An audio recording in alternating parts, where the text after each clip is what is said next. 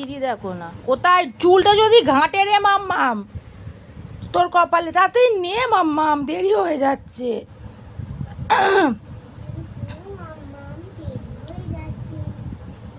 সকাল থেকে তো হুটো পাটা করে রেডি করিয়ে দিয়ে ঢং হচ্ছে এখন। তাতে না বাবা, শোনা মা, তুমি আমার পাখি তো নাও মা, পাখি তো আমার।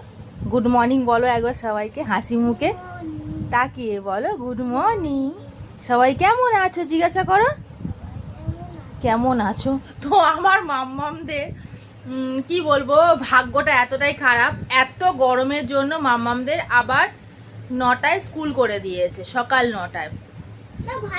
গরম, হ্যাঁ, গরমের ছুটির আগে মাম্মামদের সকাল 7টায় স্কুল হতো, কিন্তু ওদের যে স্কুলে ওরা পড়ে, স্কুলের প্লেসটা ছোট, মানে একটা গ্রুপ বেরোলে কেজি 1 কেজি 2 যদি বেরিয়ে যায়, তারপরে এরা সেই ক্লাসরুমে পরে ক্লাস করে। এদের এখন বেলায় স্কুল হয়, ওদের সকালে।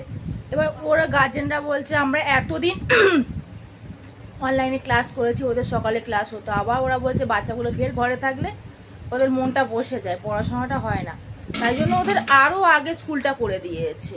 মনে হয় 6টা কি 6:30 থেকে স্কুল হবে, তারপর ওরা বেরোলে মাম্মাম 9টার সময় ঢুকবে, এই হচ্ছে ওদের প্রবলেম স্কুলে। তো এদিকে দেখো ওয়েদারটা দেখো কত মানে সুন্দরই বলা যেতে পারে, মেঘ করে আছে, একটুও রোদ ওঠেনি আজকের।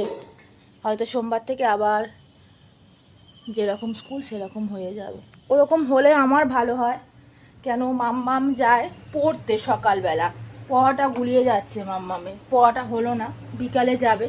বিকালে কেন আজকে বিকালে কোনো ক্লাস নেই, আজকে গানের ক্লাস নেই, ড্রয়িং ক্লাসও নেই, আজকে যেতে পারবি। তো চলো মাম্মামকে স্কুলে দিয়ে আসি, এসে রান্না বান্না করবো। বাই করে দাও মাম্মাম, বাই করে দাও। হ্যাঁ